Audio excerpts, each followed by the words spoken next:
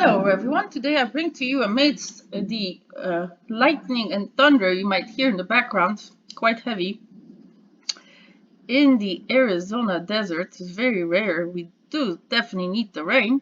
So if you hear some lightning bolts, it might add effect to the game here. Maybe it will come at the right time, but there is quite a heavy duty weather here in the area right now. Anyway, so we're going to discuss the Magnus Carlsen versus Wojtaszek, Radosław, short for Radek. You want to call him with a nickname, it is Radek. Like Juanito maybe, you know? Anyway, so Magnus is white, Wojtaszek is black. He's been paired up with Wojtaszek at this stance. Maybe they thought, oh, he'd be an easy target, but not so fast. Let's see how well these two players defended their positions today. All right, so here we go. We start off with e4, c5, knight f3, d6, considered the Sicilian, and with the b5 check. Look how aggressive Magnus plays this. It is the Moscow variation. And very aggressive, like, I'm gonna get your king, I'm gonna get it now, right? Well, not so fast, says Wojtaszek. What does he do? He blocks with the knight. Standard stuff. Then we continue attacking the pawn on the c5 pawn. We go with it against with d4 move. So he takes, and so white takes. All right, so far we have quite a bit of development here early on white's part, while black is still kind of like in starting position, you could say, right? But here we go. We go out with knight to f6, attacking that central pawn. Okay, so Carlsen castles. Wojtaszek goes and attacks the bishop, knocks it out of there. He now is going towards the center with his e6 move. Then we have c4. We continue with develop a bishop to e7, knight to c3. Wojtaszek castles. They say within the first 10 moves you should castle. Both parties have done that here. Queen to e2, queen to c7, f4. Okay, we're building up our army, right? We are building our army, giving our plan. Notice, I really like this queen staring at this pawn and the queen protecting this pawn. Would there be an exchange here? No, he cannot. There is nobody would take the queen. So it's too early, very immature to do any major moves. So we are just developing. Knight to b6, attacking that pawn. Bishop moves back. And defends it. Okay, now we are moving on, moving towards the center. We are attacking. What will Magnus do? He just moves out of the way, does not want his knight to be taken. But it is taken by the bishop.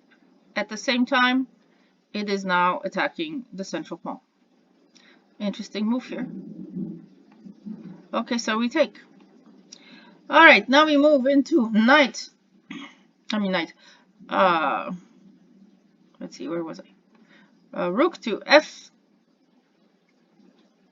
e8, staring down the queen where the queen is. We continue on the attack with now the center pawns are starting to move. I mean the center pawns, the pawns on the king side are starting to move.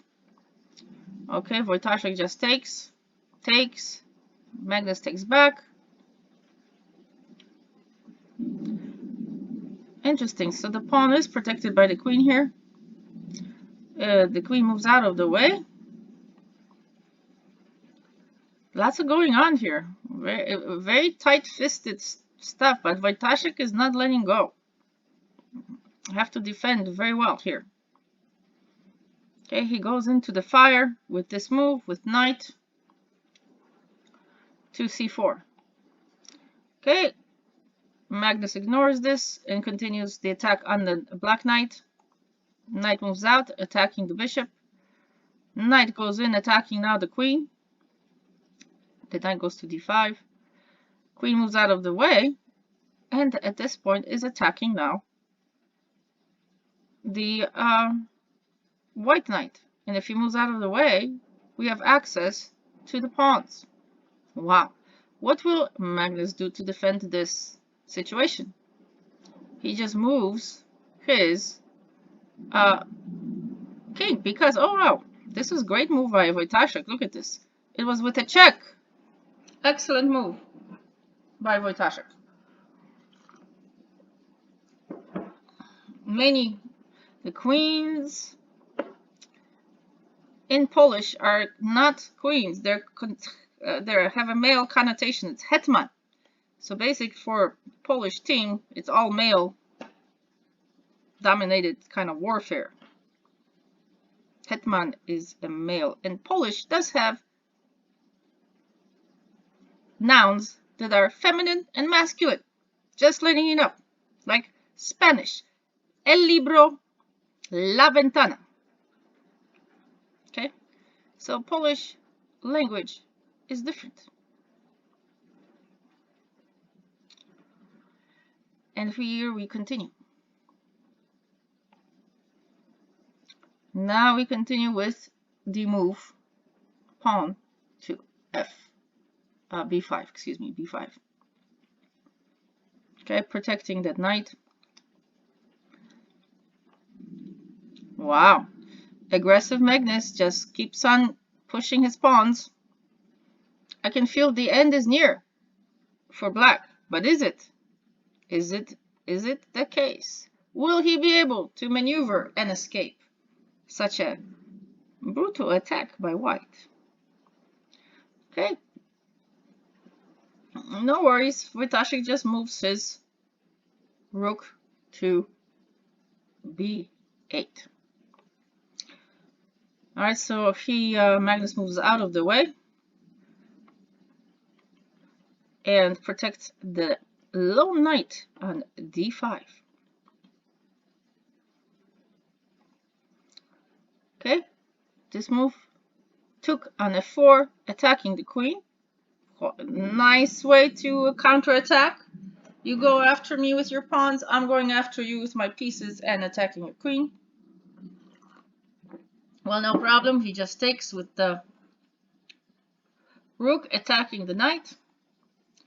So we counterattack by going after the knight and the pawn, you could say, although they are protected. It's still some pressure there. You can't really move your pieces if they're under pressure. So it's an extra thing to think about. So now we move in towards h4.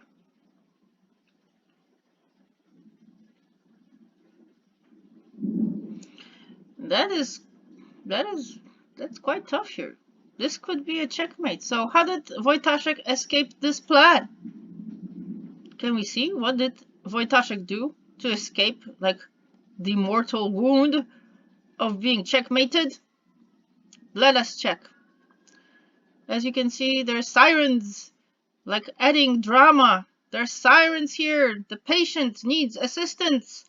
What will Wojtaszek do to counter this checkmate threat? Well, he takes the pawn, seemingly, so that is no longer protecting the g pawn. So what a dynamic! You just take off the legs of this small pawn chain, as they say. Take the legs off. That's what Wojtaszek did. Removed that pawn. He did not go after the knight. He went after that pawn. Well, he would have been taken. There would have been exchanges. But it seems the pawn is a very valuable tool here. Okay, so the bishop gets angry now and is going after that black rook. So I'm going to go after your rook and your queen. Look at this. What a counter move. According to this engine, rook takes h7 is the move to win. So you can check that out yourself. But that's not how it went in the game. Okay? So that's not how it went. This is how it went in the game. So Magnus takes. Just gets, at least takes a pawn, I guess. He's very pawn oriented, you can see. Like the pawns were supposed to be his plan, it seems. Maybe he did not see that rook takes h7 would have been the precise move to win. I don't understand. Just being caught up in the moment, would you say? How would you explain this? How would you explain this? But we continue on with the game. It did not go that way where rook h7 did not happen, and instead it went this way. So the king took, and then the bishop took the rook. Because he was kind of angry at that rook. I think that rook really, the black rook foiled his plan with his pawn storm. Magnus's. What do we do now? The queens are staring face to face. Wow, tension here.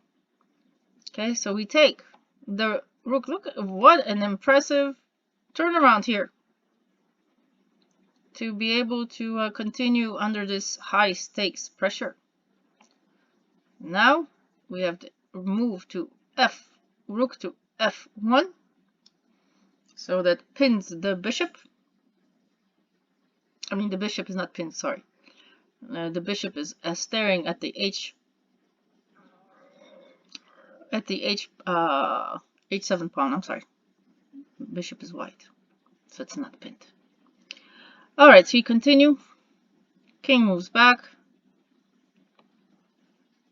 It's moving forward. It's like a 1 away to go to e6. But there's that b8 rook defending things, so that's a good thing, at least. Okay, this is very tight. Can you feel the screws are tightening on both sides? All right, so we do a check. What a better way to try to relieve some pressure and get some breathing space. We get a check. And he blocks it. So he goes back now after that space there to e5. Does not take. Is attacking both the bishop and the knight and the pawn on b2. Although only the knight is not protected. Well, it is protected. It is.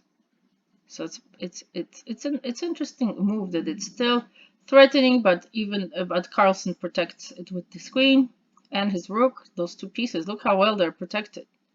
And to maneuver. So if they're protected, I'm still attacking them. I'm still threatening them. But at the third one, you love those pawns, Magnus. I'm gonna go after your pawn. The b2 pawn, to be exact. Although it's also protected. Look, what a nice way that Magnus is able to protect all his pieces, though. But how does Wojtaszek stay alive? How does he do it? So now we move with the queen, to h3.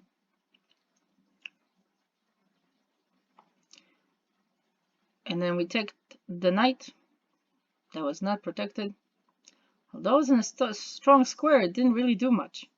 Was it in a central square? To be able to immobilize a knight by your play on a central square, that takes a lot. You know, that takes a lot. Okay, so what's next? Okay, we move up with the rook to f3. We now use the queen for a check. We block, we go back, we go here, and this would become now the thing. So, this is how they agreed to a draw. What a game, my friends! I tell you, what a game. What a way to defend by Wojtaszek. Again, Magnus Carlsen missed that one almighty move there. You cannot miss one move in this high-level stakes game. Tap chess. So that's how it went, folks. A draw. Thank you so much. And tomorrow I think they go into tie breaks because they had drawn yesterday's game between Magnus and Wojtaszek. This will be like the chicken feathers flying. I am looking forward to see how the next day will transpire, where they have to play. And I guess Magnus Carlsen had to choose what color he was going to play. He got the choice to choose there. And so the judge put two pieces in his hands. He chose, I believe, the piece in his left hand, and it was black. So Magnus will be playing black, while Wojtaszek will start with white for the tie breaks. All right, thank you so much, and I hope you enjoyed this rendition. And please tell others about this channel. I might do it in other languages. We shall see. And also, don't forget to hit like and subscribe. That will be great motivation for me to keep on going, keep on trucking with this channel. Thank you so much. Au revoir.